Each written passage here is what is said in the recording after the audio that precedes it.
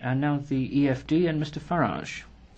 Well, Mr Barroso, not just you, but the entire unelected government of Europe had a chance perhaps for our citizens to reflect on where the real power lies in this union. I have listened to you for nearly 10 years. Full marks for consistency. You are a man that likes fixed ideology.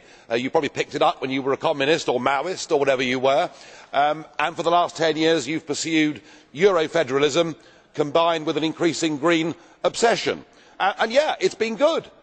For bureaucrats, for big businessmen, for landowners, it has not been a bad decade. But it has been a disaster for poor people, unemployed people and those on low wages. The euro, which you believed would give us monetary stability, has done the very opposite. It was a misconstruction from the start, and it is pretty clear that youth unemployment at nearly 50% across the Mediterranean is probably nearly double what it would have been as a direct result of the misconstruction that is the euro. They are in the wrong currency, but I know that you will never ever admit to that, and the euro, I think, will die a very slow and painful death. But you are all in denial about that.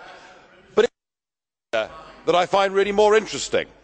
You keep telling us that climate change is an absolute top priority, and you have been greeted with almost hysteria in this place over the last 10 years. Well, those of us that have been sceptical about this have been mocked, derided, called deniers. We have argued from the start that the science was not settled, and we have argued very strongly that the measures we are taking to combat what may or may not be a problem are damaging our citizens, and we have been proved to be right. Tens of millions forced into fuel poverty, manufacturing industry being driven away because, of course, our competitors in China and in America are going for cheap fossil alternatives, and, of course, wind turbines blighting the landscapes and seascapes of Europe. And still today you go on about green growth. Well, the consensus is breaking behind you. Commissioner Tajani the other day said that actually we face a systematic industrial massacre. It is time to stop this stupidity and to help you. There is the NASA photograph last August of the ice cap, the northern ice caps, and there is the NASA photograph this year of the ice caps. It is increased by 60% in 1 year. Leading American scientists are now saying we are going into a period of between 15 and 30 years of global cooling. We may have made one of the biggest, stupidest collective mistakes in history by getting so worried about global warming.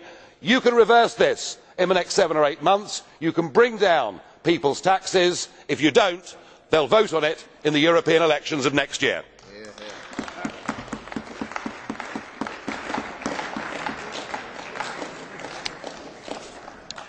Mr Farage shows that populists are sometimes obscurantists.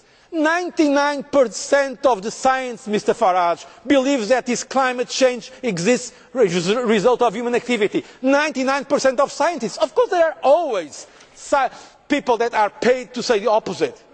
But to pretend, as you pretend, that against all science, well established science, that the problem of climate change is just an invention of the Greens or of the left, it is completely nonsense. Of course we have to find a way. Of course we have to find a sensible way to fight climate change. We have to look at the same time for competitiveness in Europe. We have to make this part of our agenda for growth, and I believe that the green economy brings many possibilities. Mr Callanan, you said, making a joke about possible competitors for the Commission election, that you are not interested in that job, that you are very happy with yours. Let me tell you very frankly that I think even if you were interested, you could not have a chance to be elected for President of the Commission. And you know why? I am not saying that happily, because I think increasingly your party and your group is looking like the UKIP and the eurosceptic anti-European group. And I start to have some doubts that you are going to be elected yourself in Britain if it is not UKIP that is going to be the first force in the British elections. Because when it comes to be against Europe,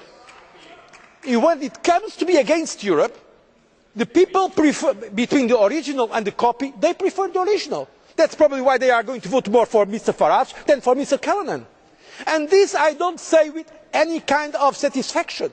Because if those forces that are pro-European, or even those that are not really pro-European but constructive, have the same speech, the same political attitude of the anti-Europeans, the eurosceptics, the populists, in that case they will win the next election. So my appeal to you is to make the case for Europe.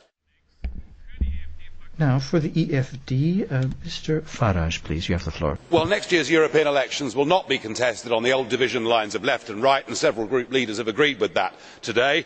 Frankly, that's all irrelevant. It will be contested between those of us that believe in national democracy within the nation state and those that believe that the 28 countries that are part of the EU are better governed by these institutions. That, in a sense, is what this comes down to. But, Mr Barroso, those of us that believe in national democracy do not want to take us back to the Western Front or 1914. Those of us that believe in national democracy will say to you it is a healthy assertion of identity, but it also shows a deeper understanding of why the problems of Europe were caused in the past. It is democratic nation states in Europe that are stable, that will not go to war with each other, and I would remind people, without the vote in the House of Commons 2 weeks ago, we would now be at war in Syria. What better proof can there be that nation state democracy can be a force for good?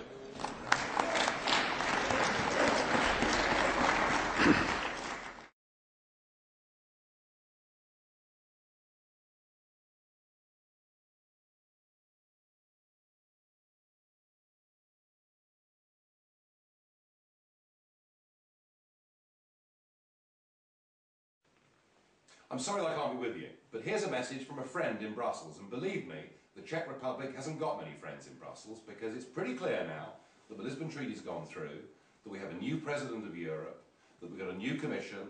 The real aim of this is to abolish nation states as we understand them, is to do away with national democracy, and is to have a European form of government. If you don't believe me, look at what's happening to Greece. That now effectively has become a protectorate of the EU, and as I speak there is a general strike going on in Greece.